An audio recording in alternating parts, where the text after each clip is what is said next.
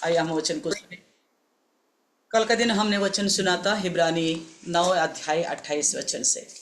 तो परमेश्वर का वचन हमसे बापू भी बात किया है। నిన్నటి దినాన హెబ్రీయులకు రాసిన పత్రిక 9వ అధ్యాయం నుంచి 28వ వచనం తీసుకొని పరిశుద్ధాత్మ దేవుడు చాలా గొప్పగా మాట్లాడాడు. దాన్ని బట్టి నాకు ఎంతో ఆత్మీయంగా చాలా ఉత్సాహం అలా ఆత్మీయ బలము కలిగినట్లుగా నేను ग्रहिंचगలుగుతున్నాను. उस वचन के द्वारा कल का जो प्रभु ने बात किया है उसके द्वारा बहुत आत्मिक फुर्तीली मुझे मिली है और आत्मा में उन्नति मिली है, मैंने महसूस किया और ये भी विश्वास करती हूँ आपको भी प्रभु ने इस प्रकार की ఆత్మిక ఆశీష్ से भर दिया होगा. నేను విశ్వసిస్తున్నాను మీకు కూడా దేవుడు ఇదే విధమైన ఆత్మీయ ఆశీర్వాదాలు నింపి ఉంటాడని. అలాగే ఇదనను కూడా హెబ్రీ పత్రికలోని కొన్ని విషయాన్ని ధ్యానం చేసుకుందాం. आज के दिन भी हिब्रानी पत्रिका से लेकर कुछ बातों को और हम ध्यान करेंगे.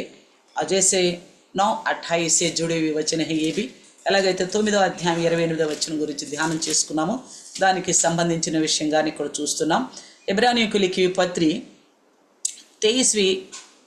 7वीं अध्याय 23वीं वचन से हम ध्यान करेंगे.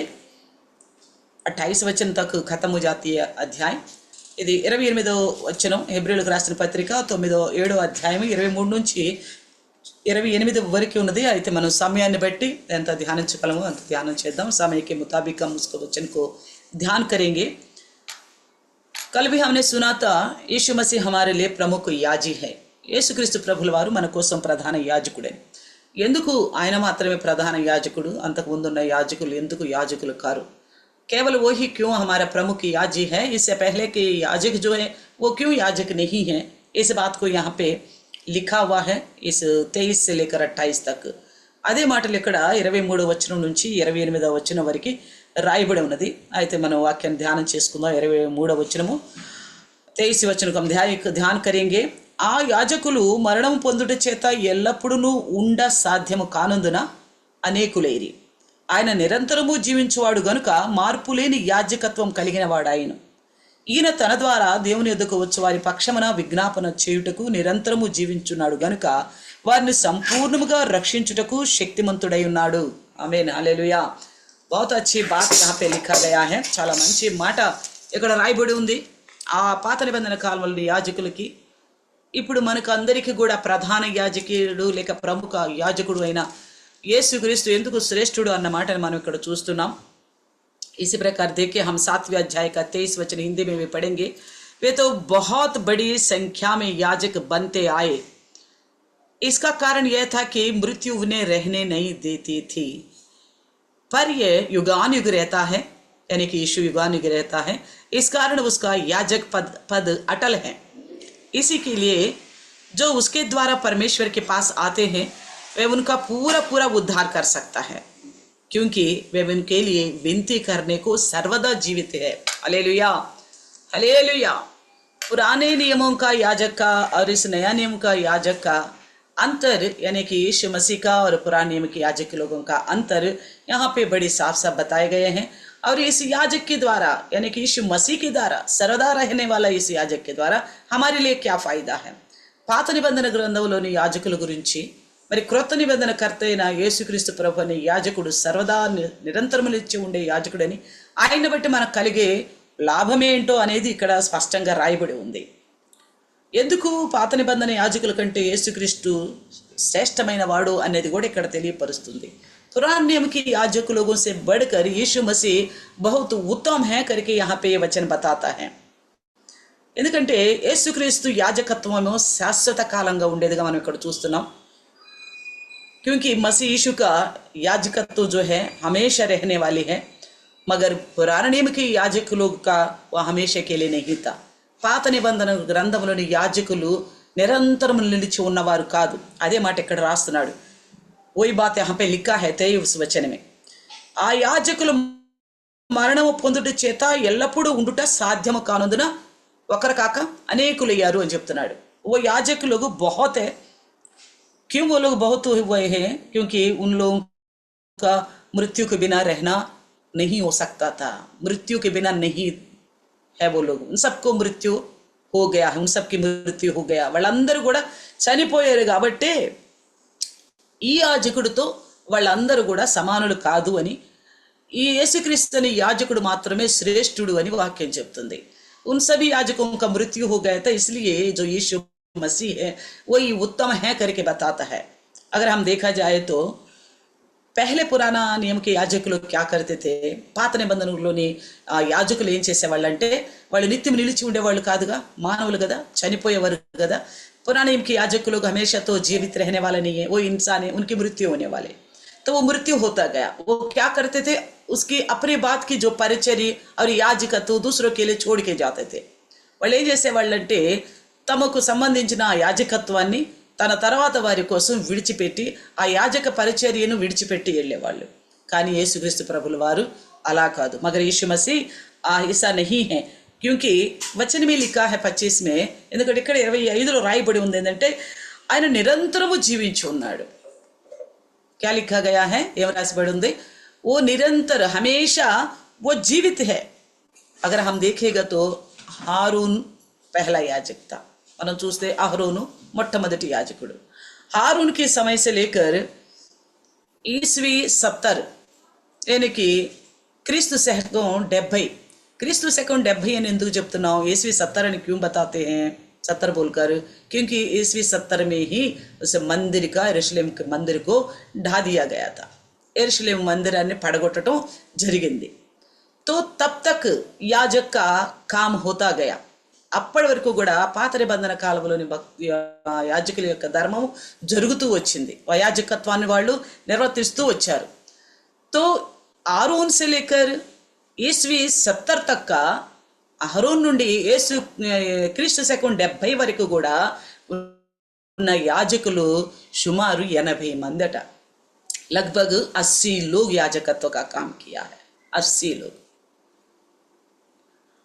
अभी हम देखते हैं लेकिन यीशु मसीह हमेशा के लिए जीवित रहते हुए, शाश्वत समय के लिए जीवित रहते हुए इस याजकत्व का काम को आगे बढ़ाता गया. కానీ యేసుక్రీస్తు ప్రభుల వారు శాశ్వతంగా జీవిస్తూ ఆ యాజకత్వాన్ని పనిని ఇంకా కొనసాగిస్తున్నాడు. ప్రైజ్ ద లార్డ్, హల్లెలూయా. उस याजकत्व का काम को और भी आगे बढ़ा रहे. कैसा యాజక్ क्या करता, हमने कल का दिन सुना था. యాజకుడు ఏం చేస్తాడనే మనం నిన్నాం लेवी कांडम 16 अध्याय में बैठी, लेवी अवस्था 16 अध्याय के द्वारा हमने सुना था. क्या करता था, लोगों का पापों का प्रायश्चित के खातिर बलि करके उस लहू को मेल मिलाप वाले तंबू के अंदर के अति पवित्र स्थान में ले जाता था. ఏం చేసేవాడు, ప్రజలందరి ఇజ్రాయెల్ ప్రజలందరి యొక్క పాపాల కోసం మరి బలినర్పించి ఆ రక్తాన్ని ఆ యొక్క ప్రత్యక్ష గుడారంలోని అతి పరిశుద్ధ స్థలంలోనికి కొనిపోయేవాడు. फिर यीशु मसीह उनका काम क्या था, अगर उसकी मृत्यु हो गई तो उस याजक का कोई दूसरा याजक खड़ा हो जाता था. అప్పటి కాలపు ఆ యాజకుడు ఎవరైనా చనిపోతే ఆ తర్వాత ఇంకొక యాజకుడు నిలబడేవాడు. కానీ యేసుక్రీస్తు ప్రభుల వారి విషయంలో చూస్తే मसीह यीशु के विषय में देखेगा तो वो याजक रूप में अपने आप को ही बलि दे दिया. याजक तो किसी पशु का बलि देता था పురాణ నియమం కా. పాత నిబంధనలోని యాజకుడైతే ఏదో ఒక పశువుని బలిగా అర్పించేవాడు.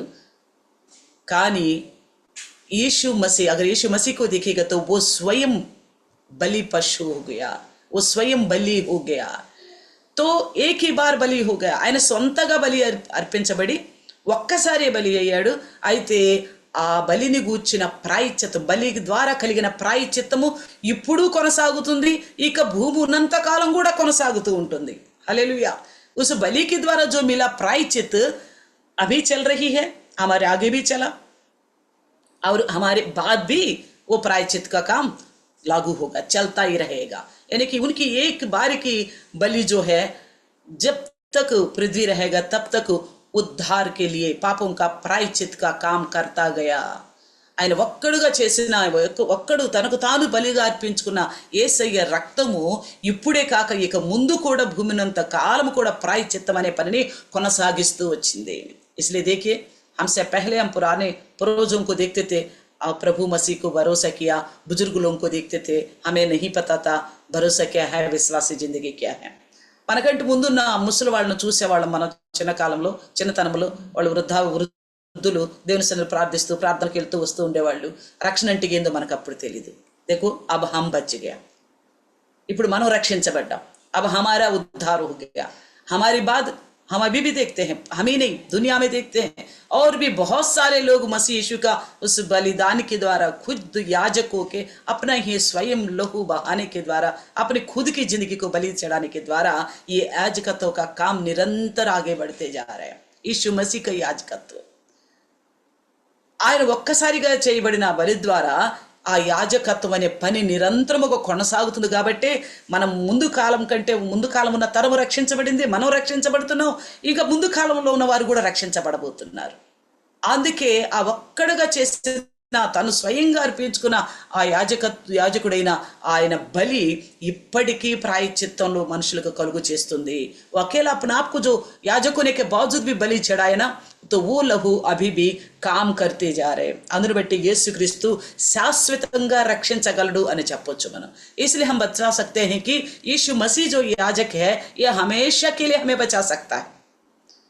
पहले क्या था, साल में 3 बार यरूशलेम में जाते थे. మొదట ఏం జరిగేది, పాత నిబంధన కాలంలో సంవత్సరానికి 3 సార్లు యెరూషలేంకి వెళ్ళేవాళ్ళు. వెళ్ళినప్పుడల్లా అదే బలి, जब भी गए तब वही बलि देता रहना था. मगर हमारे लिए नया नियम के लोगों की खातिर, కానీ కొత్త నిబంధన భక్తుల కోసం మరలా బలి అర్పించాల్సిన అవసరం లేదు. फिर से बलि चढ़ाने की आवश्यकता नहीं है. శాశ్వతంగా రక్షించగలడు, यानी कि हमेशा के लिए वो बचा सकता है. यहाँ पे 2 విషయ है, శాశ్వతంగా అలాగే సంపూర్ణంగా అని కూడా చెప్పొచ్చు.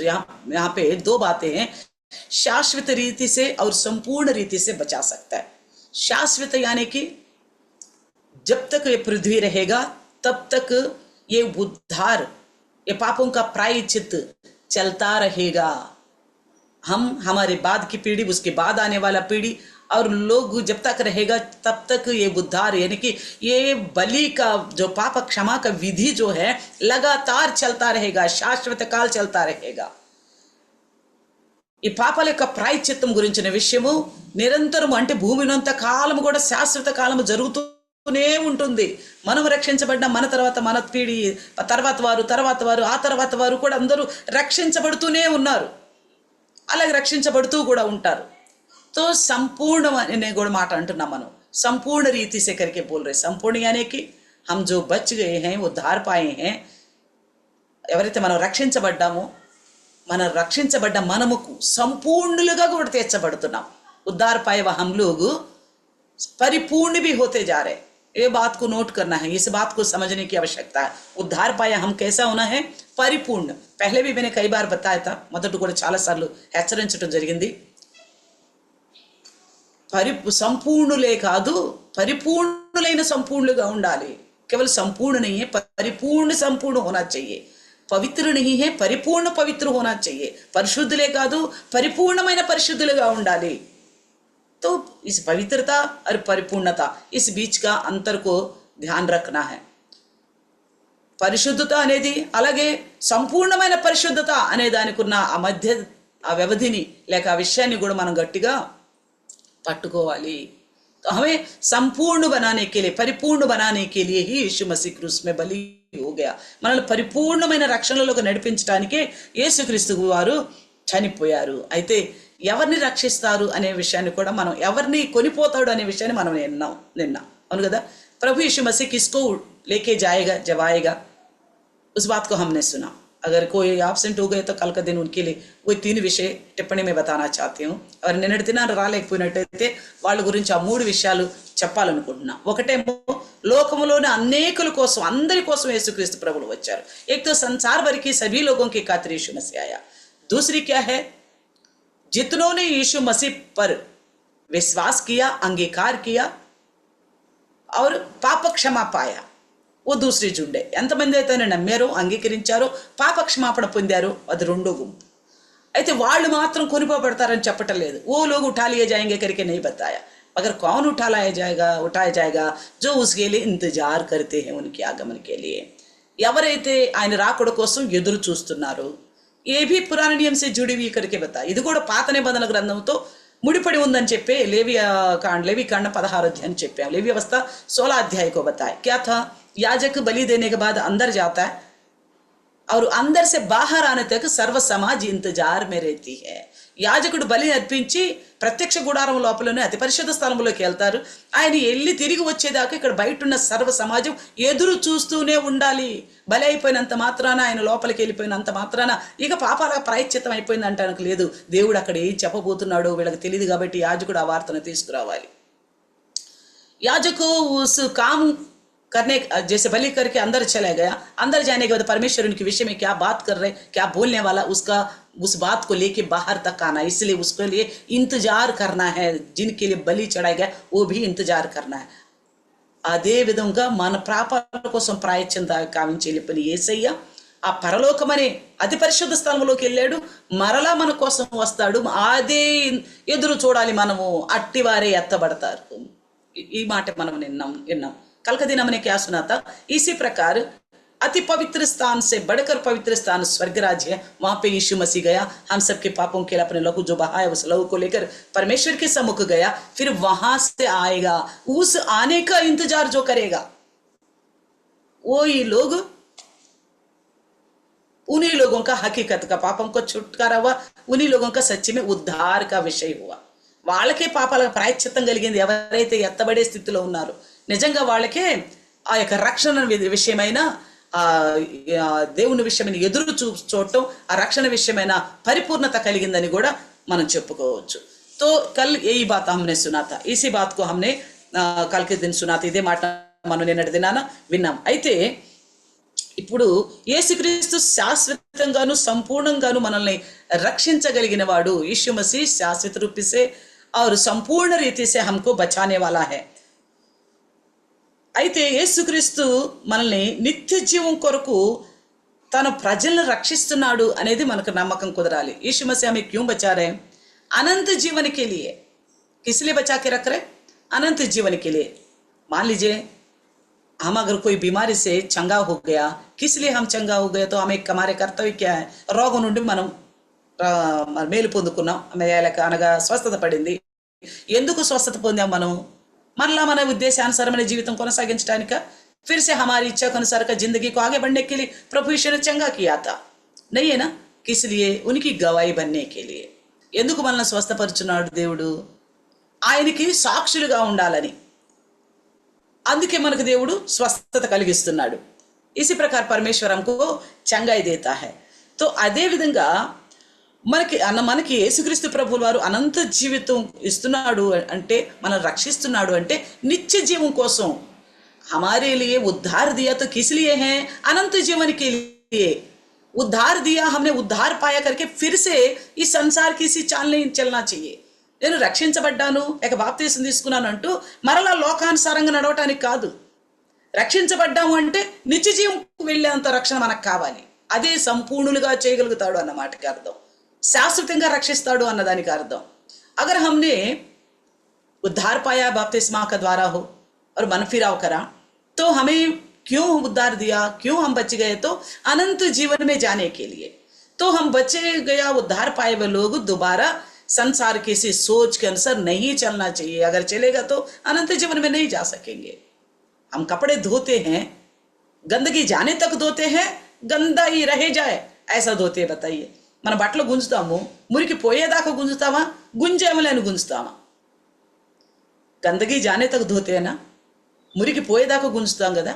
అలాగే इसी प्रकार अगर हमने उद्धार पाया है, పాప క్షమా పాయా హై, అదే విధంగా మనం రక్షణ పొందుకున్నాము, పాపాలకు ప్రాయశ్చిత్తం మనకు కలిగిందంటే ఈ రక్షణ నిత్య జీవం వెళ్ళేదాకా ఉండాలి. అందుకోసమే యేసుక్రీస్తు గురించి చెప్తున్నాడు, ఆయన శాశ్వతంగా సంపూర్ణంగా రక్షించగలిగిన వాడు అని. इसलिए मसीह यीशु के बारे में बताता है कि हमें हमेशा के लिए, शाश्वत समय के लिए और संपूर्ण उद्धार के लिए बचाया है. इसलिए अगर हमने बच गया तो, अगर हमने उद्धार पाया तो अनंत जीवन जाने का उद्धार होनी चाहिए हमारी. మనం కూడా రక్షించబడ్డామంటే నిత్య జీవానికి వెళ్ళే రక్షణ లాగా ఉండాలి. तो బైబిల్ గ్రంథ क्या बताता है इस बात को लेकर? బైబిల్లోని వాక్యం మనకి ఏం చెప్తుంది? ఎవరెవరు రక్షణ నిత్య రాజ్యానికి వెళ్తారు, ఎవరెవరు వెళ్ళరు అనేది స్పష్టంగా ఉంది కదా. कौन कौन अनंत राज्य में जाएगा, कौन कौन नहीं जाएगा, वो साफ साफ लिखा हुआ ना. तो उसके बावजूद भी हम जो नहीं जाने वाले हैं, कौन सी लक्षण वाला नहीं जाते वो बात लिखा तो वो लक्षण हमारे अंदर क्यों पनपने देते हैं ఎలాంటి లక్షణం కలిగిన వారు ఎల్లరూ అని దేవుని రాజ్యానికి చెప్తుందో అలాంటి లక్షణాలు మనలో ఎందుకు నివసింపనీయాలి కాబట్టి ఏమంటున్నాడంటే యేసుక్రీస్తు మనల్ని రక్షించాడు అంటే अनित्य राज्यों కోసం రక్షించాడు इसलिए कहता है कि अगर यीशु मसीह ने हमें बचाया है तो अनंत राज्य के लिए बचाया है उसमें पहला विषय దానిలో మొదటి విషయం ఏంటంటే తన ద్వారా దేవునికి వచ్చిన వారిని మాత్రమే రక్షిస్తాడు उसी के नाम से यीशु के द्वारा परमेश्वर के पास जो आता है उन्हीं को उद्धार मिलेगा कई सारे लोग यीशु को भरोसा करते हैं मगर पिता परमेश्वर पर भरोसा नहीं करते చాలా మంది ఉన్నారు యేసుక్రీస్తుని మాత్రమే విశ్వసిస్తారు తండ్రి అయిన దేవుని విశ్వసించరు यहाँ पे इसलिए बोलता है कि అందుకని ఏమంటున్నాడంటే తన దగ్గరికి వచ్చేవాళ్ళు తన ద్వారా దేవుని వద్దకు వచ్చే వారిని మాత్రమే ఆయన రక్షిస్తాడట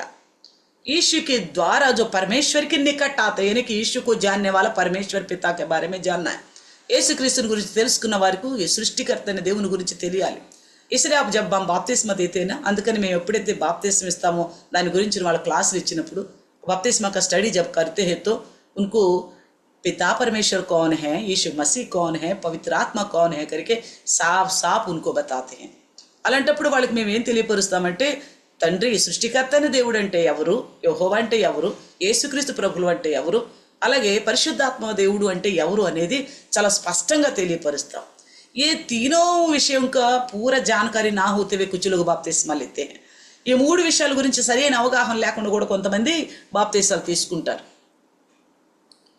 तो उस तरह का బాప్తిస్మా नहीं कहलाएगा అలాంటి బాప్తిస్మా అనబడదు అందుకే యేసుక్రీస్తు ప్రభువు వారు బాప్తిస్మా ఇచ్చేటప్పుడు శిష్యులతో అన్నాడు పిత తండ్రి కుమార పరిశుద్ధాత్మ నామములో బాప్తిస్మా ఇవ్వండి అన్నాడు इसलिए यीशु मसीह ने कहा था चेलों से बाप्तिस्मा के विषय में जब तुम बाप्तिस्मा देते हो तो पिता पुत्र पवित्र आत्मा के नाम से बाप्तिस्मा दो कई सारे लोग आप में से भी कुछ लोगों को शायद ये पक्का पता नहीं होगा మీలో కూడా కొంతమందికి పరిపూర్ణంగా తెలిసి ఉండదేమో యేసుక్రీస్తు యెహోవా అలాగే పరిశుద్ధాత్ముడు అనగా ఏంటి అనేది మీకు తెలిసి ఉండకపోవచ్చు కొంతమందికి जो लगातार ఎవరైతే నిరంతరము ప్రార్థన సభలకు వస్తారో ఆన్లైన్లో వస్తారో ఆదివారాలు వస్తారో వాళ్ళకి మాత్రం ఖచ్చితంగా తెలుసు जो कोई लगातार ऑनलाइन में आते हैं और प्रार्थना इतवार की आराधना में आते हैं उनको पता है अगर अपने आप को एक बार क्वेश्चन करके देखो आपको पता है ఒకసారి మీకు మీరు పరీక్షించి చూసుకోండి మీకు తెలుసా अगर आपको नहीं मालूम हो तो बाद में जब मिलेंगे या तो बाद में फ़ोन करके भी पता कीजिएगा ఎప్పుడైతే మనం కలుస్తాం అప్పుడైనా మాట్లాడండి లేదంటే ఫోన్ చేసి అన్న అడగండి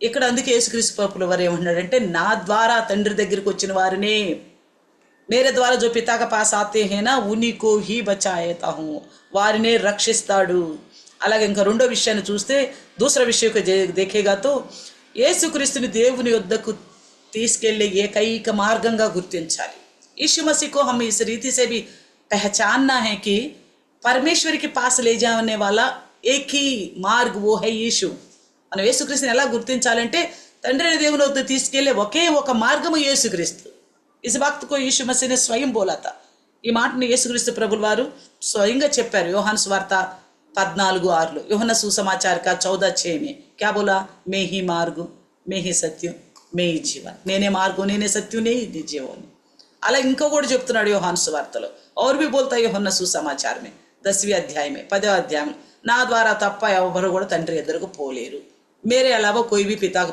पास नहीं जा सकता किसको ये बचाएगा उस बात की हम अभी चर्चा कर रहे हैं ఎవరిని ఈయన రక్షిస్తాడు అనే మాటను మనం ఇప్పుడు మాట్లాడుకుంటున్నాం तीसरा विषय देखेगा तो అతనికి దేవునికి అంటే మనకినుకి దేవునికి మధ్యవర్తి యేసుక్రీస్తే అనే నమ్మక కూడా ఉండాలి तीसरा विषय क्या है परमेश्वर पिता का और हमारा बीच का बिचवाई यीशु मसीह है इस बात को भी वचन में लिखा हुआ है ఈ మాట కూడా వాక్యంలో రాయబడి ఉంది మొదటి తిమోతి పత్రిక 2వ అధ్యాయం 5వ వచనం पहला తిమోతి పత్రిక 2रे अध्याय का 5वां वचन क्या करके लिखा है मनुष्य और परमेश्वर के बीच में बिचवाई बन के यीशु आया है నరులకి దేవుడికి మధ్యవర్తి యేసుక్రీస్తు అని రాయబడి ఉంది నాలుగో విషయానికి వస్తే అగర్ చౌथा విషయం आएगा तो వారి పాపాలకు ఒకేసారి బలి అర్పించాడు सभी की पापों के खातिर किसकी ఎవరి పాపాల కోసం किसकी पापों की खातिर हमने सुना ఎవరైతే మనం విన్నాం ఎవరైతే ఆయన ద్వారా దేవుని దగ్గరికి వస్తున్నారు ఎవరైతే దేవుని దగ్గరకు వచ్చే మార్గము మాత్రం యేసుక్రీస్తే అని నమ్ముతున్నారో, ఎవరైతే మనుషునికి దేవునికి మధ్యవర్తి యేసుక్రీస్తు అని నమ్ముతున్నారో వాళ్ళ కోసమే ఒకే ఒక్కసారి బలి అర్పించాడు. जिस किसी ने भी ये भरोसा किया है, कौन सा भरोसा? परमेश्वर के पास जाने का एक ही एक मार्ग यीशु है, और परमेश्वर और मनुष्यों के बीच का बिचवाई यीशु है, और उसी के अलावा परमेश्वर के पास नहीं जा सकता। इस भरोसा रखने वालों के खातिर ही वो बलि हो गया। तो कल आप बोल सकते हैं, कल तो आपने बहुतों को सारे दुनिया के लोगों के खातिर, सारे जगत के लोगों के खातिर करके थे बहुत सारे कोटेशन दिखाया, आज ऐसे कैसे बात कर रहे हैं? మీరు అనొచ్చు, నిన్నటి దినానైతే అనేకుల కోసం అన్న దాని గురించి మీరు చాలా కొటేషన్లు చూపించారు. సర్వలోకంలో ఉన్న వారికి, లోకాన్ని అంతటిని, అనేకులకి, అలా ఇక్కడ చాలా కొటేషన్లు చూపించారు. ఇప్పుడేంటి ఈ 3 విషయాల్లో ఉన్న వారికి రక్షణ అంటున్నారు అనొచ్చు. आप आज कह सकता है कल का दिन तो सारे लोगों के खातिर, दुनिया भर के लोगों के खातिर बोला, आज तो ये 3 विषय जिनके अंदर है वो ही लोग करके क्यों बोला करके बोल सकते हैं. कल भी मैंने इस बात को बताया था. कल నిన్న కూడా ఈ విషయాన్ని చెప్పాను. ఎవరైతే యేసుక్రీస్తు నమ్మారో, అంగీకరించారో, పాప క్షమాపణ పొందారో, అర్థమైందా? कल ही बताया था, जिस किसी ने यीशु पर भरोसा किया है, अंगीकार किया, पापों की क्षमा पाया है, उन्हीं के लिए वो बलि हो गया. बलि तो सबके लिए हो गया, मगर सबने విశ్వాస్ కియా. అందరి కోసమైతే బలి అయ్యాడు కానీ అందరు విశ్వసించలా. విశ్వసించిన వారి కోసమే ఆయన रक्षणकर्ता. जो विश्वास करते उनके लिए ही वो उद्धार करता. जो विश्वास नहीं करेगा उनके लिए कुछ नहीं है. एक साधारण यीशु उनके लिए. వాళ్ళ కోసం ఒక సాధారణమైన మనిషి లాంటి వాడు యేసుక్రీస్తు వాళ్ళ దృష్టిలో. కానీ రక్షించబడుతున్న మనకు మాత్రం ఆయన ఎవరు? దేవుని శక్తి, దేవుని జ్ఞానం. उद्धार पाए हुआ हमारे लिए वो कौन है? परमेश्वर की शक्ति, परमेश्वर का ज्ञान और उद्धार यीशु है. రక్షణ కూడా యేసుక్రీస్తు ప్రభుల వారి. అందుకే ఇక్కడ హెబ్రీ పత్రికలోనే 7వ అధ్యాయం 27వ వచనంలో కూడా ఇక్కడ స్పష్టంగా రాయబడి ఉంది. మనం చూస్తే ఇక్కడ ఈయన ఆ ప్రధాన యాజకుల వలె మొదట తన సొంత పాపముల కొరకు, తర్వాత తన ప్రజల పాపము కొరకు దినదినము బలులు అర్పింపవలసిన అవసరము గలవాడు కాడు. यहाँ पे लिखा हुआ है, इन తెలుగు में तो 27-28 मिला हुआ है. తెలుగులో అయితే 27-25 కలిసి ఉంది. మనం ఇందులో కనుక చూసినట్లయితే మొదట తన సొంత పాపముల కొరకు, తర్వాత ప్రజల పాపముల కొరకు దినదినము బలులు అర్పించవలసిన అవసరం గలవాడు కాడు. यीशु मसीह कौन है? पहला अपने पापों के खातिर बलि चढ़ाना पड़े, बाद में सभी लोगों के पापों के खातिर बलि चढ़ाने का पुराने याजक के समान नहीं है. पुराने याजक क्या करता था? లేవి 16 में भी हमने देखा. లేవి 16లో కూడా చూసాం. హలో నేను చేయలే, ముందు తన పాపాల కోసం ప్రాయశ్చిత్తం చేసుకోవాలా. क्या करना होगा याजक को? पहले अपने पापों का प्रायश्चित करना पड़ेगा, उसके बाद लोगों का पापों का. यानी कि యాజక్ भी पापी है, అనగా యాజకుడు కూడా పాపి. అందరూ పాపులే, ఏ భేదం లేదు. सबकी सब पापी है, कोई भेद नहीं है. बिना पाप का कोई आया तो केवल वो यीशु मसीह है. ఏ పాపం లేకుండా ఎవరైనా వచ్చారు అంటే ఆయన మాత్రం యేసుక్రీస్తు ప్రభుల వారు. అందుకే అంటున్నాడు, ఈయన మాత్రం ఈయన గురించి అదిగో మరలా ఏమంటున్నాడు? బలులు అర్పించాల్సిన అవసరం గలవాడు కాడు. తన పాపాల కోసం లేక మన పాపాల కోసం మరలా బలి అర్పించాల్సిన అవసరం కలిగిన వాడు కాడు యేసుక్రీస్తు ప్రభుల వారు. यीशु मसीह ऐसा नहीं है अपनी पापों की खातिर, हम सबके पापों की खातिर बार बार बलि चढ़ाना पड़े, इस तरह का नहीं है वो. क्यों? इसके लिए 26 में साफ साफ में लिखा है. अंदर गुరించి 26లోనే స్పష్టంగా రాయబడి ఉంది. क्या लिखा है? పవిత్రుడు, నిర్దోషియు, నిష్కలంకుడు, పాపులలో చేరక ప్రత్యేకంగా ఉన్నవాడు, ఆకాశ మండలం కంటే మిక్కిలి హెచ్చై ఉన్నవాడు, ఇట్టి ప్రధాన యాజకుడు మనకు సరిపోయినవాడు. హల్లెలూయా. यहाँ पे ये लिखा गया है, पवित्र है 26 वचन 7 का, निर्दोष है, निष्कलंक है, पापियों के संग नहीं है और अलग किया गया हुआ है, और आकाश मंडल से भी ऊंचा है. इस प्रकार का प्रभु की याजी हमारे लिए योग्य है, यानी कि हमारे लिए योग्य है, कहने के लिए हमारा लायक है, याजक का लायक है यीशु मसीह. సరిపోయిన వాడు, उसकी बराबर और कोई है ही नहीं. ఆయనకి మించి ఇంకెవరు కూడా లేరు. అదే మాటను మనం हेब्री पत्रिका 9:28 కూడా చూసాం. इसी बात को इब्रानी 9:28 में भी कल का दिन हमने पढ़ा था. अब देखिए इसी अध्याय यानी कि इब्रानी 10:10 में भी देखो. ఇబ్రానీయులకు రాసిన పత్రిక 10:10లో కూడా చూస్తే యేసుక్రీస్తు యొక్క శరీరము ఒక్కసారి అర్పింపబడుట చేత ఆ చిత్తమును బట్టి మనము పరిశుద్ధపరచబడి ఉన్నాము. यीशु मसीह का देह एक ही बारी अर्पण करने की वजह से उस इच्छा के अनुसार हम सब पवित्र किए गए हैं. हम पवित्र हो चुके हैं. మనం పరిశుద్ధులుగా చేయబడ్డాం. ఆ తలంపు లేక ఆ యొక్క విషయం మనకి అర్థమై ఉంటే చాలు. ఏ విషయము మనం పరిశుద్ధపరచబడి ఉన్నాము అన్నది మనకు ఖచ్చితంగా మన మైండ్లో నిలబడి ఉండాలి. हम पवित्र किए गए हैं, इस बात हमारे दिमाग में होनी चाहिए. अगर ऐसा महसूस होगा, ऐसा हमारे चित्त में होगा, నేను పరిశుద్ధపరచబడి ఉన్నాను అన్న తలంపు మన మైండ్లో గనక ఉంటే ఇక ఏ అపవిత్రమైన కార్యం చేయబోతున్నప్పుడు అరే ఇది నాకు తగదే అన్న ఆలోచన మనకు పుడుతుంది. अगर किसी प्रकार का अपवित्र कार्य हम करने जा रहे या उतावली किसी प्रकार का अधर्म का कार्य दुर्नीति करने जा रहे तो तुरंत हमें लगता है अरे मैं तो पवित्र किया गया हूं, मैं तो पवित्र किया गया, मेरे लिए ये शोभा नहीं देता. इसलिए हमारे चित्त से मैं पवित्र किया गया हूं इस बात को नहीं हटाना चाहिए. మన మైండ్లో నుంచి నేను పరిశుద్ధపరచబడ్డాను అన్న మాట తొలగిపోకుండా ఉండడానికి ప్రయాసపడాలి. ఆ జ్ఞాపకాలు కలిగి ఉండాలి. इसी को प्रभु का दास बोलता है होश में रहो बोलता है. అందుకే దైవదాసుడు అంటాడు ఎల్లప్పుడు కూడా స్పృహలో ఉండండి, నేను క్రైస్తవుని అన్న స్పృహలో ఉండండి. मैं मसीह हूं बोल के होश में रहो. अब मैं बोलती मैं पवित्र हूं बोलकर होश में रहो. నేను పరిశుద్ధుడు అన్న స్పృహలో మీరు ఉండండి. ఇది పరిశుద్ధాత్మ దేవుడు మనతో మాట్లాడుతున్నాడు. आज के दिन पवित्र आत्मा परमेश्वर हमारे लिए इसी बात को कहता है. इसलिए यीशु मसीह को जो हम अंगीकार करते हैं ना, पहला पत्रस 3:18 शायद मन कल भी पढ़ा होगा. మొదటి పేతురు 3:18 చూస్తే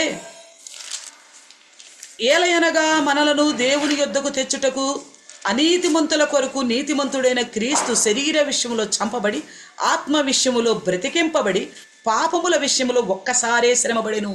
ये लिखा गया है कि पहला पत्रस 3:18 में इसलिए कि मसीह ने भी अर्थात धर्मियों के लिए अधर्मियों के लिए धर्मी ने पापों के कारण एक बार दुख उठाया ताकि हमें परमेश्वर के पास पहुंचाए. वे शरीर के भाव से तो घात किया गया पर आत्मा के भाव से जिलाया गया.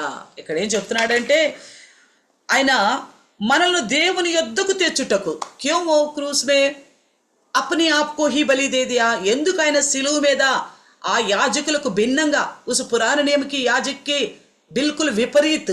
पुराने के याजक तो कोई भी बलि पशु को वध कर देते थे.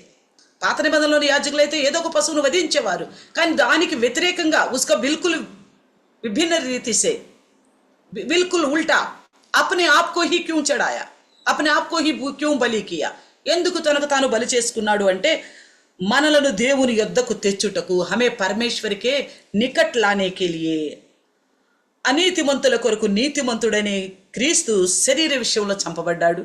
अधर्मी का खातिर धर्मी मसीह शरीर के भाव में मारा गया और आत्मीय विषय में ब्रतिकिंपबड़ी आत्मिक विषय में जी गया.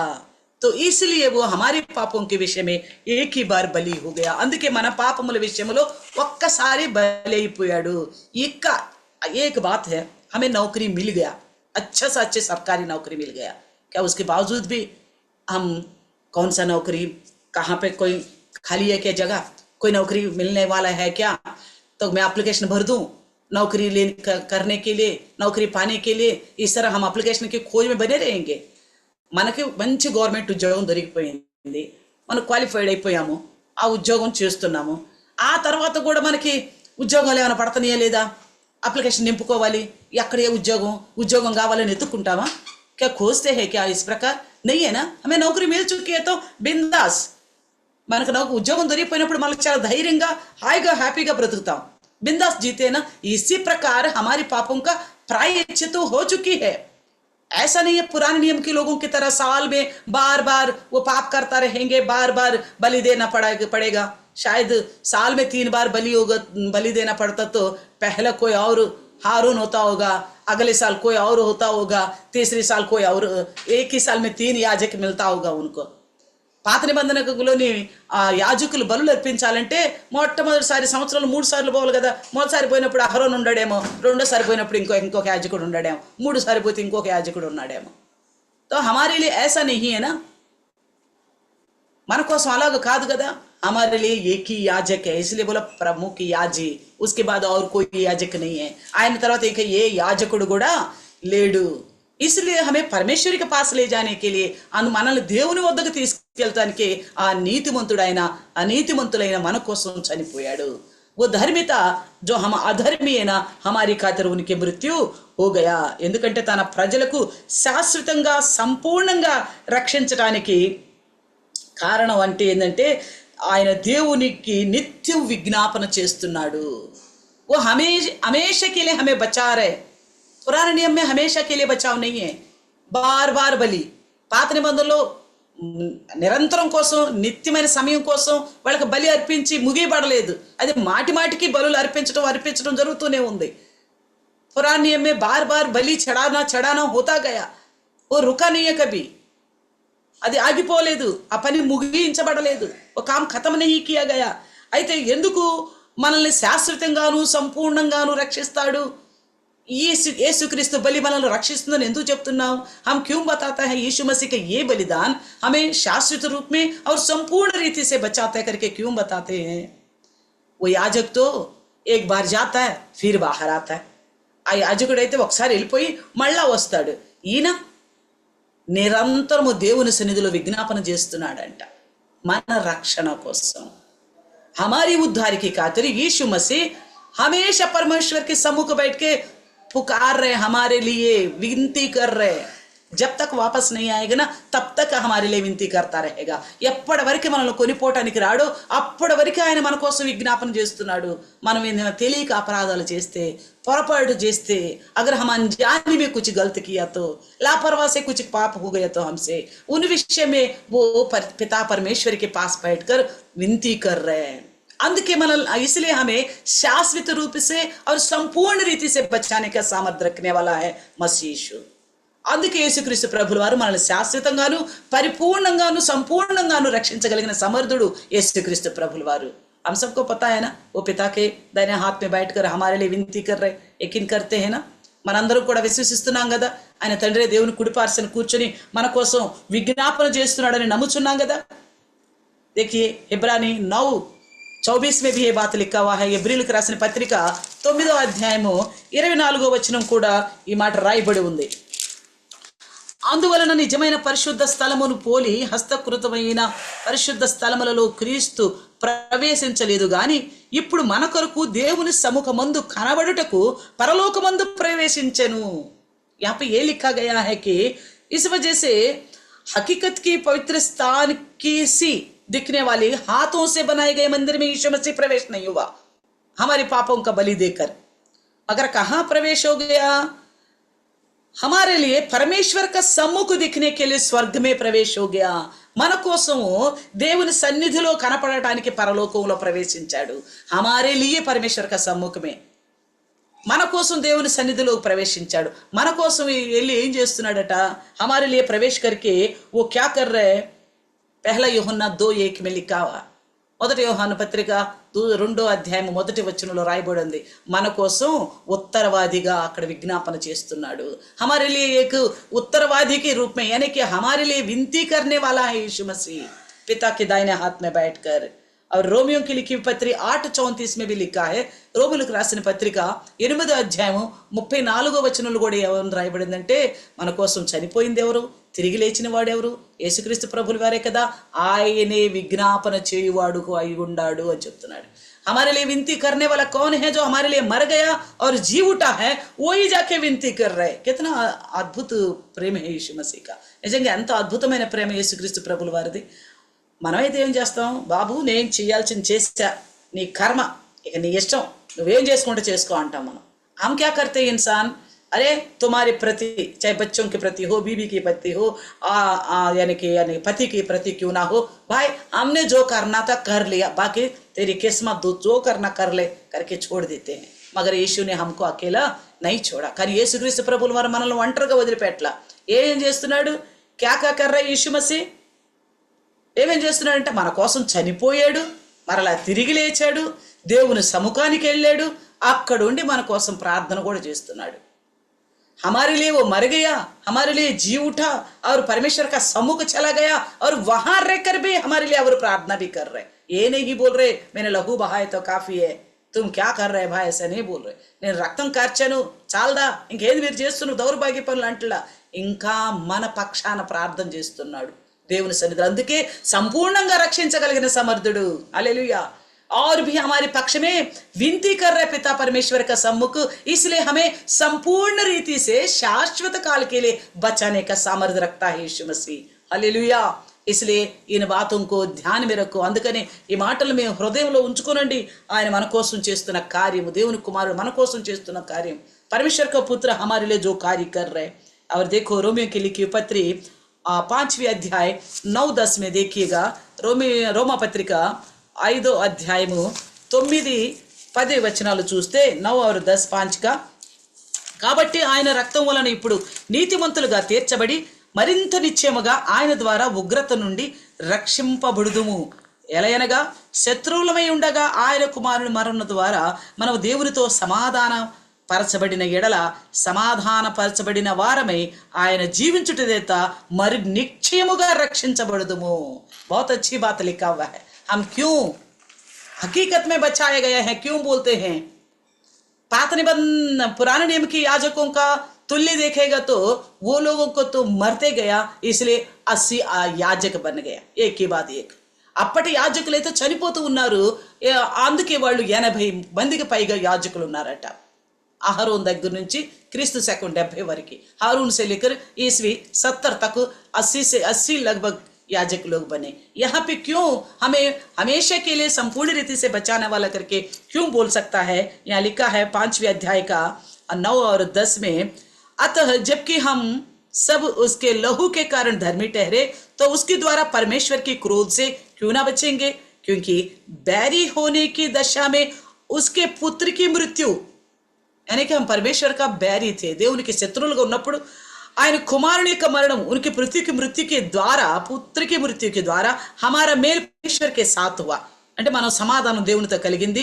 तो फिर मेल हो जाने पर उसके जीवित रहने के कारण हम उद्धार क्यों ना पाएंगे?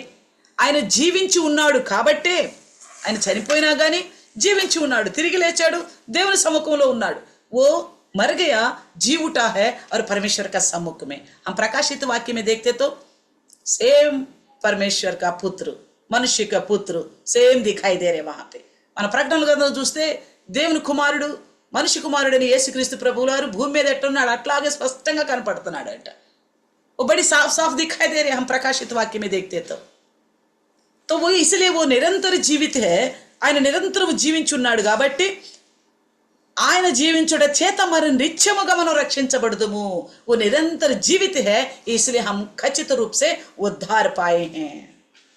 Praise the Lord, hallelujah. वो నిరంతర జీవిత है तो हम उद्धार पाए हैं। ఆయన రక్షించబడి ఉన్నాడు కాబట్టి మనం ఖచ్చితంగా రక్షించబడి ఉన్నాం, ఆయన జీవించబడి ఉన్నాడు కాబట్టి। అందుని బట్టి దేవునికి స్తోత్రములు। అదేకి और क्या कहता, అందుకే చూడండి యేసుక్రీస్తు ప్రభుల వారు మరి వెళ్ళిపోయి దేవుని రాజ్యాన్ని కూర్చొని మన కోసం ప్రార్థన చేస్తున్నాడు అన్న విషయాన్ని మనం అరాయించుకోలేకపోవచ్చు। यीशु मसीह हमारे लिए स्वर्ग में गया और प्रभु का सम्मुख गया, वहां जाके प्रार्थना कर रहे, इस बात को शायद हम हजम नहीं कर पाएंगे, మనం దాన్ని అరాయించుకోలేకపోవచ్చు। కానీ ఆయన మన కోసం భూమి మీద ఉండగా కూడా ప్రార్థన చేశాడు। उन्होंने यीशु मसीह धरती में रहते हुए भी हमारे लिए प्रार्थना किया है, क्या कि नहीं किया? యోహాను సుసమాచార 17 అధ్యాయం में क्या लिखा हुआ है? యోహాను సువార్త 17 అధ్యాయంలో ఏం రాయబడి ఉంది? ఆయన మన కోసం ప్రార్థన చేస్తున్న విధానం రాయబడి ఉంది। वह हमारे लिए प्रार्थना करने का विषय लिखा गया है, केवल चेलों के लिए नहीं, इन्हीं के लिए नहीं। इन्हीं के द्वारा कितने लोग वचन सुनेंगे, उद्धार पाएंगे, उन्हीं के लिए भी मैं प्रार्थना करता हूँ बोला। యేసుక్రీస్తు ప్రభుల వారు ఏమన్నారు? కేవలం ఈ శిష్యుల గురించే కాదు నాయన నేను ప్రార్థిస్తుంది, వీరి వాక్యం వలన ఎందరు నిన్ను అంగీకరిస్తున్నారో వాళ్ళందరి కోసం కూడా ప్రార్థిస్తున్నాను అన్నాడు। उन सबके लिए भी प्रार्थना कर रहा हूं बोला। तो यीशु मसीह जीवित रहते हुए हमारे लिए प्रार्थना भी किया। अंत मात्र में काकुंडा इतना ना होते हुए, और लूका सुसमाचार 22 और 32 में भी లూకా సువార్తలో 22వ అధ్యాయం 32వ వచనంలో కూడా ఏమంటున్నాడంటే నీ కొరకు నేను ప్రార్థన చేస్తాను అంటున్నాడు। मैं तुम्हारे लिए प्रार्थना करता हूं, तू स्थिर हो जाए और तुम्हारे भाइयों को स्थिर करे। क्यों हमारे लिए प्रार्थना कर रहे हैं? మనం ఎందుకు మన కోసం ప్రార్థన చేస్తున్నా అంటే మన విశ్వాసంలో, రక్షణలో, శాశ్వత కాలము దొరికే రక్షణలో, సంపూర్ణమైన రక్షణలో స్థిరంగా ఉండాలని మన కోసం ప్రార్థన చేస్తున్నాడంట. शाश्वत समय के लिए रहने वाला संपूर्ण उद्धार में स्थिर रहने के लिए यीशु मसीह हमारे लिए प्रार्थना कर रहे. यही लिखा है लूका 22:32 में, लूका 22:32. నువ్వు స్థిరపడి నీ సహోదరుల కోసం నువ్వు పని చేయాలా, వాడబడాలని నీ కోసం నేను ప్రార్థన చేస్తున్నా. తుమారే లియే మే ప్రార్థన కర్తాము. ఇలా ప్రార్థించే ప్రధాన యాజకుడు గనుక విశ్వాసులందరినీ ఆ మహిమలో ఖచ్చితంగా కొనుకు తీసుకుపోతాడు. वो इस तरह प्रार्थना करने वाला याजक है लगातार. ये तो पुराने नियम के याजक का काम क्या है, 3 साल में 3 बार है उनकी प्रार्थना. वहां जो आता है ना वो केवल उसी के लिए. పాత నిబంధనలో యాజకుడి పని ఏంటి, ఎవరైతే ఆ బలి అర్పించడానికి వచ్చారో వాళ్ళ కోసం ఆ సంవత్సరానికి 3 సార్లు వస్తే 3 సార్లు ఎట్లా అర్చకుల దగ్గరికి వెళ్తే వాళ్ళు మన పేరు మీద ధూపం వేసి ఆ గంట కొట్టి నెత్తి మీద సెట్ట కోపం పెడతారు, అలాగంతే. जैसा हम जाएंगे अर्चना करवाने के लिए किसी मंदिर में, तो वो क्या करता है, हमारे ऊपर धुआं का जो आगबत्ती जो भी चलती है उसका धुआं का हमारे ऊपर ऐसा ऐसा करेगा, नारियल फोड़ के आधा हमें देगा, आधा अपना रखेगा. फिर वो उसके पास एक होता है, తెలుగులో అయితే శటకోపం అంటారు, మళ్ళీ హిందీలో ఏమంటారు తెలియదు. हिंदी में क्या बोलता पता है, ऐसा कोप ऐसी होगी, वो उसको सर के ऊपर रखेगा आशीर्वाद देने का बराबर. यानी कि जो जाएगा उन्हीं के लिए है, ఎవరు వెళ్తారో వాళ్ళ కోసమే. जो नहीं जाएगा उनके लिए कुछ नहीं, ఎవరైతే వెళ్ళరో వాళ్ళ కోసం ఏమి లేదు. लेकिन हमारे लिए ये लिखा गया है, మన కోసం ఏం రాయబడి ఉందంటే ఇలా ప్రార్థించే ప్రధాన యాజకుడు గనుక విశ్వాసులందరినీ ఆ మహిమలో తీసుకుపోతాడట. इस तरह प्रार्थना करने वाला है जितने लोगों ने यीशु मसीह पर भरोसा रखे हैं उन सभी विश्वासियों को उस राज्य में ले जाने वाला है. हालेलुया.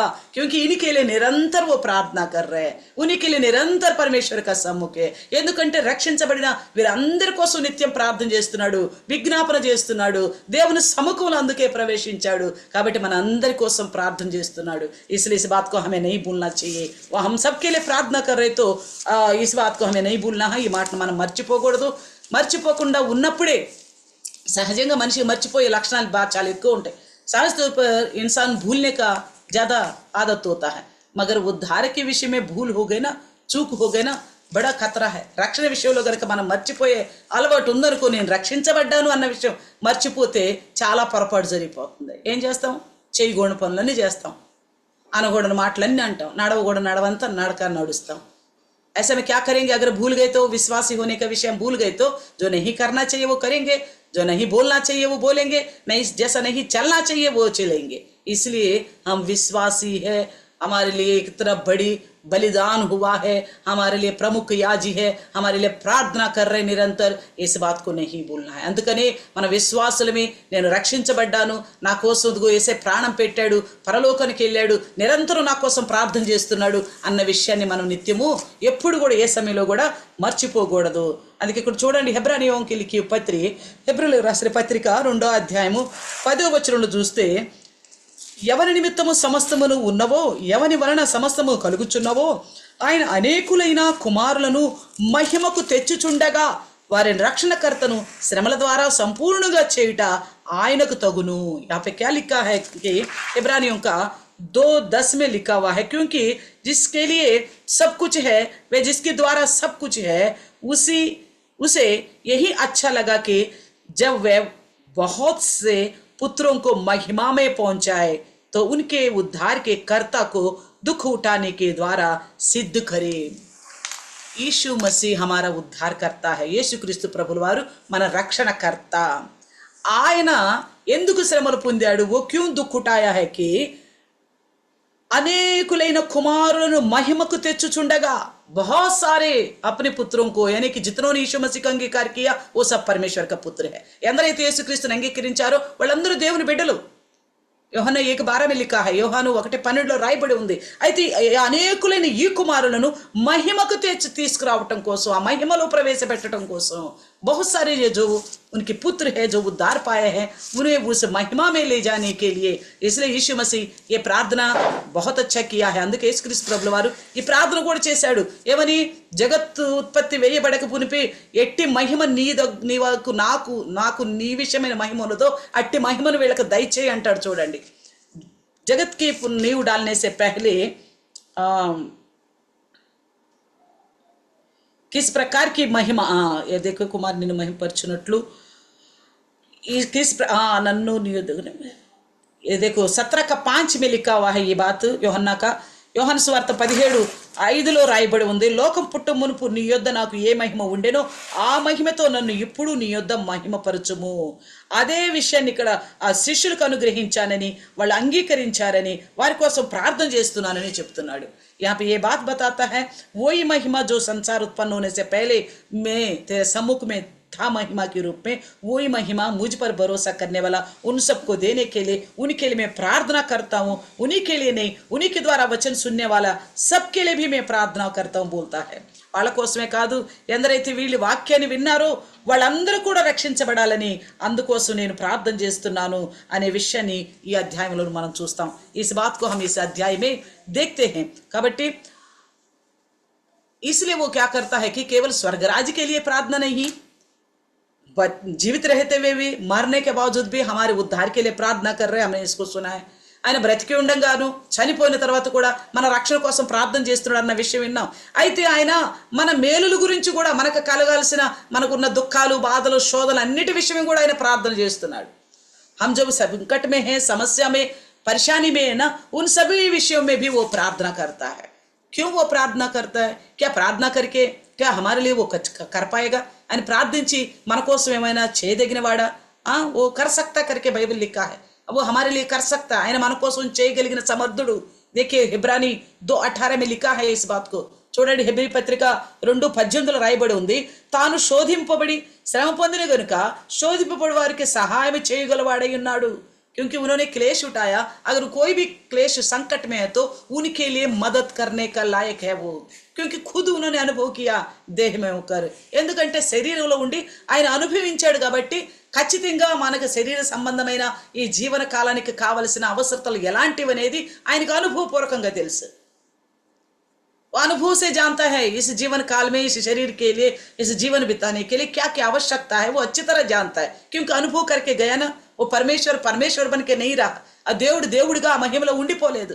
ఆ మహిమని విడిచిపెట్టి शून्यమైన ఈ మానవుడిలాగే ఈ లోకానికి వచ్చాడు. उस महिमा को वो छोड़कर शून्य बनकर इस संसार में इंसान के रूप में आ गया. इसलिए इंसान की हर जरूरत से वो वाकिफ है. అందుకే ఈ లోకంలో ఉన్న మనుషులకి అవసరమైన ప్రతి దాని గురించి కూడా ఆయన అవగాహన కలిగి ఉన్నాడు.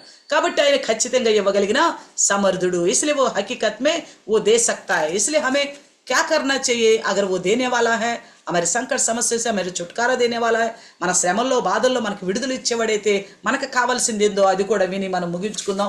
हमारे लिए जिस चीज़ की आवश्यकता है उसको भी सुनकर हम खत्म करेंगे.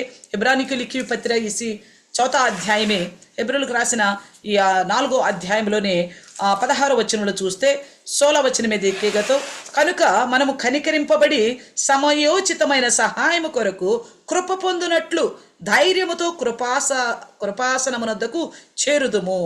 इसलिए क्या लिखा है? इसलिए हम 4:16 में लिखा है, इसलिए आओ हम अनुग्रह के सिंहासन के निकट हियाव बांध कर चले कि हम पर दया हो और वे अनुग्रह पाए जो आवश्यकता के समय हमारी सहायता करे. हमारे మనలో ఏముండాలంట? ధైర్యం ఉండాలంట. ఎందుకు మనకు కనికరించబడ్డాం? సమయోచితమైన సహాయం మనకు దేవుడు దయచేయగలుగుతాడు. हमारी जरूरत के अनुसार. क्या आप बीमार है? चंगाई दे सकता है. आप कर्जा में है, कर्जा से बाहर निकाल सकता है. कंगालीपन से है, बाहर ला सकता है. बिना संतान का संतान दे सकता है. नौकरी नहीं है, नौकरी दे सकता है. और शादियां नहीं हो रहे, शादियां करा सकता है. समझ में आ रहे? यानी कि हमारे समय की हमारी आवश्यकता के अनुसार वो सब कुछ कर सकता है. మన అవసరాన్ని బట్టి ఆయన అన్నీ చేయగలడు. ఏం చేయగలడు? ఉద్యోగం లేకపోతే ఉద్యోగం, పెళ్ళిళ్ళు కాకపోతే పెళ్ళిళ్ళు, అలాగే తిండి లేకపోతే తిండి ఇవ్వగలుగుతాడు, दरिद्रुలుగా ఉంటే దరిద్రతను తీసివేస్తాడు, సంతానం లేకపోతే సంతానం ఇవ్వగలుగుతాడు. वो यानी कि हमारी जो जरूरत है वो हमें करेगी. ये नहीं हमें भूख लग रहे तो हमारे लिए छाता दे. మనకు ఆకలి వేస్తుంటే గొడుగు ఇచ్చే దేవుడు కాదు ఈయన. గొడుగు ఎప్పుడు అవసరం? వర్షాంగం వచ్చినప్పుడు గొడుగు అవసరం. बारिश आने से भीग रहे तो छाते की आवश्यकता है. भूख लग रहे तो छाता तोड़ी देगा, भूख लग रहे तो खाना ही देगा. वो ఆకలి అయితే ఆయన అన్నం పెట్టే దేవుడు. यानी कि वो समय के अनुसार जो हमारी आवश्यकता है उसके अनुसार वो हमें दे सकता है. मगर हमें क्या भरोसा होना चाहिए?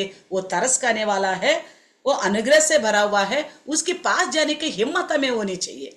ఆ కృపాసవ ఆసనం దగ్గరికి, కృపతో కూడిన సింహాసనం దగ్గరికి వెళ్ళటానికి మనకు ధైర్యం కావాలి. कृपा से भरे हुए हासन के पास यानी कि सिंहासन के पास जाने के लिए हमें हिम्मत चाहिए. हिम्मत किस लिए होता है? कहाँ से हिम्मत आती है हमको? ఎప్పుడు మనకు ధైర్యం వస్తుంది? ఆయన పరిశుద్ధుడు, రక్షించడానికి సమర్థుడు. మనం ఆ పరిశుద్ధతలో ఉండాలి, ఆ రక్షణలో స్థిరపడి ఉంటే మనకు ధైర్యం. वो पवित्र है, वो बचाने का सामर्थ्य रखता है. उस पवित्रता में हम बने रहेंगे तो हमें हिम्मत होगा. नहीं तो क्या होगा? अगर मान लीजिए जो मजदूर करने वाला अच्छा सा पूरा काम निपटाएगा तो उसको हिम्मत होता है ना, जाके क्या बोलेगा? ఏమని రాయబడింది? ఇక జీతగాడి జీతము రుణం అని రాయబడిందా? ఏమని రాయబడింది? जो मजदूर करने वाला का जो मजदूरी ऋण है या कोई दया से दे रहे वो ऋण है, वो कर्जदार है, देना पड़ेगा मालिक को क्योंकि इसने मेहनत किया है. మనకు ఆయన ఖచ్చితంగా చేయాల్సింది, ఎందుకంటే ఆయన మార్గంలో ఉన్నాం, ఆయన పరిశుద్ధతను కలిగి ఉన్నాం కాబట్టి ఖచ్చితంగా ఆయన మనకు కార్యాలు చేయాల్సిందే. ఎప్పుడు చేయడు? कब नहीं करेगा? अगर हमारे अंदर उनकी इच्छा के अनुसार का पवित्रता हम कहीं भूल गया, चाल चलन में उद्धार पाए हुए लोग इस बात से हट गया तो हमारे लिए कोई हिम्मत नहीं है. ऐसा लोगों को वो कुछ देगा नहीं. మనం ఒకవేళ విశ్వాసం అన్న మాట మర్చిపోయి, రక్షించబడ్డామన్న విషయాన్ని మర్చిపోయి లోకానుసారులుగా ఉండి అడిగితే మనకి ఏమి ఇవ్వడు. इसलिए बोला ना पापियों का नहीं सुनता. అందుకే అన్నాడు కదా, పాపుల మనవి ఆలకించను అని. इसलिए हम प्रभु यीशु मसीह का उस बलिदान को लेकर हमें पुष्टि रखना है, भरोसा रखना है कि वो निरंतर जीवित है, तो मेरा उद्धार भी निरंतर शाश्वत काल के लिए है और इस जीवित काल में भी वो मदद करने वाला है. నా రక్షణ కూడా నిరంతరం నిలిచి ఉండేది, ఈ జీవన కాలంలో కూడా ఆయన సహాయం చేసే దేవుడు. అంతేకాకుండా అంతవరకు ఆయన అంతవరకు తమ నమ్మకాన్ని వదలకుండా చేపెట్టేలాగా కూడా ఆయన చేయగలుగుతాడు. చివరి దినాలు, आखिरी दिनों तक अपना ऊपर हमने उनके ऊपर जो भरोसा रखा ना उसको भी नहीं जाने देगा. वो हमारे उस विषय में भी वो खुद मदद करेगा. అందులో కూడా ఆయనే సహాయం చేస్తాడట. అయితే ఆయన సహాయం చేసేవాడు అని ఆయన మీద ఆధారపడాలి.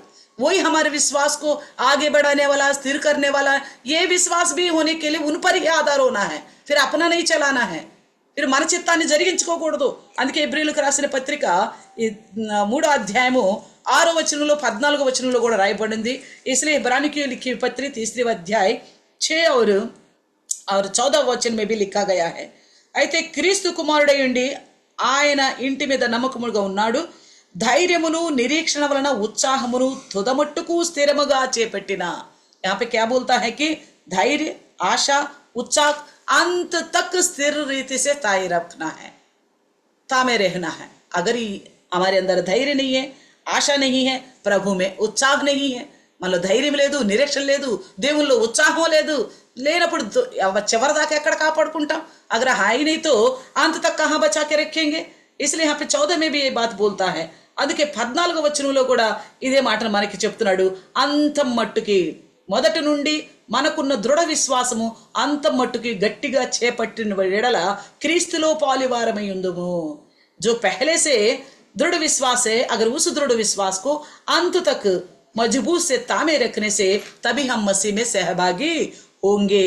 तो ये बात को नहीं भूलना है हमें अंत तक. जैसे वो हमेशा के लिए एक ही बारी बलि हो गए ना, ఆయన ఎలాగూ ఒక్కసారి అందరి కోసం బలి అయిపోయాడు కదా, అలాగే మనం పొందుకున్న రక్షణ అంతం వరకే కాపాడుకోవాలి. మళ్ళా పశ్చాత్తాపం, మళ్ళా బలి ఇచ్చే విధానం కాదు.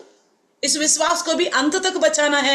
बार बार पश्चाताप करना, बार बार पाप करना, ये नहीं चलेगा. वो యాజకి समय పురాణ నియమే चलता था. అది యాజకుల కాలం పాత నిబంధన గ్రంథంలో జరిగేది కానీ ఇప్పుడు జరిగే విషయం కాదు. చివరికి 10:39 చూద్దాం. ఇబ్రానీ 10:39 में भी देखेंगे. అయితే మనము నశించుటకు వెనుక తీయవారము కాము గాని ఆత్మను రక్షించుకున్నటకు విశ్వాసము గలవారమై ఉన్నాము. तो फिर हम नाश होने के लिए पीछे हटने वाला नहीं है, आत्मा को बचाने के लिए विश्वास में आगे बढ़ने वाले हैं. इस बात को रखना. जो कोई पीछे हट गया नाश होने वाला है. ఎవరైనా దీనుడు తొలగిపోయారు అంటే వాళ్ళు నశించిపోయేవారు. అయితే ఆత్మ విషయంలో రక్షించబడటానికి మనం ముందుకు కొనసాగేవారు. आत्मिक विषय में उद्धार पाने के लिए हम आगे बढ़ने वाले हैं. तो आज सुने वचन को और आगे वचन को अगले बार ध्यान करेंगे 26 से लेकर 28 तक. మిగిలిన వాక్యాన్ని మళ్ళా అవకాశం కలిగితే గనుక 7వ అధ్యాయం 26 వచనం నుంచి 28వ వచనం వరకు మరలా ధ్యానం చేసుకుందాం. यीशु मसीह का याजकत्व का और पहले याजकत्व का अंतर, उस समय के प्रायश्चित का इस समय की प्रायश्चित का अंतर, उस समय की बचाव का इस समय की बचाव का अंतर हमने सुना है. యేసుక్రీస్తు యాజకుడి గురించి, పాత నిబంధన గ్రంథంలోని యాజకుల గురించి, అప్పటి ప్రాయశ్చిత్తాన్ని గురించి, ఇప్పటి ప్రాయశ్చిత్తాన్ని గురించి, అప్పటి విమోచన గురించి, ఇప్పటి కాలపు విమోచన గురించి, ఇది శాశ్వత కాలమైందని విన్నాం. అయితే అందులో మనం నిలిచి ఉండాలి, వెనకంజ వేయకూడదు. तो फिर हमें समझना चाहिए, इसमें हमें खड़े रहना है, स्थिर रहना है, पीछे नहीं हटना चाहिए. आइए छोटा सा प्रार्थना करेंगे, చిన్న ప్రార్థన చేసుకుందాం. स्तुति महिमा के योग्य परमेश्वर, धन्यवाद करते हुए प्रभु जी एक बार और आपने हमारे लिए जो बलिदान दिया है प्रभु जी, और प्रभु इतना काफी ना समझते हुए, जीवित रहते हुए भी प्रार्थना किया, स्वर्ग में भी प्रार्थना किया.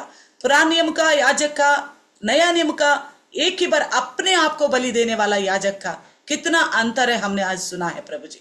పాత నిబంధనలోని యాజకుని గురించి, ఇప్పుడు క్రొత్త నిబంధనలోని యాజకుడిని యేసయ్య గురించి, నిరంతరం నిలిచి ఉండి యాజకత్వాన్ని గురించి ప్రభా కలిగి ఉన్న తేడాని మేము విన్నాం ప్రభా. तो प्रभु इसका अर्थ को अगर हमने समझा तो निरंतर हम विश्वास में बने रहे प्रभु जी. దీని యొక్క అర్థాన్ని గ్రహించగలిగితే ఎలాగో నిరంతరం కోసం, శాశ్వత కాలం సంపూర్ణమైన విముక్తి కోసం యేసుక్రీస్తు యాజకుడుగా ఉన్నాడు. जिस प्रकार शाश्वत काल के लिए संपूर्ण छुटकारे के लिए यीशु मसीह याजक बन के रहा, इसी प्रकार हम हमेशा के लिए विश्वासी बन के रहे, पवित्र बन के रहे. అలాగే మేము కూడా ఎల్లప్పుడూ కూడా పరిశుద్ధులుగాను విశ్వాసులుగాను ఉండటానికి సహాయం చేయండి. अगर पीछे हट गया तो हम नाश होने वाले हैं, आगे बढ़ेंगे, तामे रहेंगे तो हम उद्धार में स्थिर है. మేము వెనకంజి వేసే కనుక నశించిపోయే వారమే, అది గట్టిగా పట్టుకుని దీనిలో స్థిరంగా ఉంటే అయ్యా రక్షణలో స్థిరంగా ఉన్నవారమే. కాబట్టి విన్న వాక్యం ప్రతి ఒక్క హృదయంలో నివసించినట్లు సహాయం చేయండి. इसलिए सुनी वचन हर एक के हृदय में बने रहने के लिए मदद करना. छोटी से प्रार्थना यीशु के नाम से मांगते हैं. చిన్న ప్రార్థన యేసు నామములో అడుగుచున్నాము తండ్రి, ఆమేన్ ఆమేన్. Praise lord. सबको जय मसीह. అందరికీ వందనాలమ్మా. మరి నిన్న వాక్యాన్ని బట్టి మరి రక్షణ నాకు పర్యాయం ఆలోచన చేసుకుని స్థిరంగా ఉండాలనేది దేవుని ఉద్దేశం. కలక దిన ఆజ్కి దిన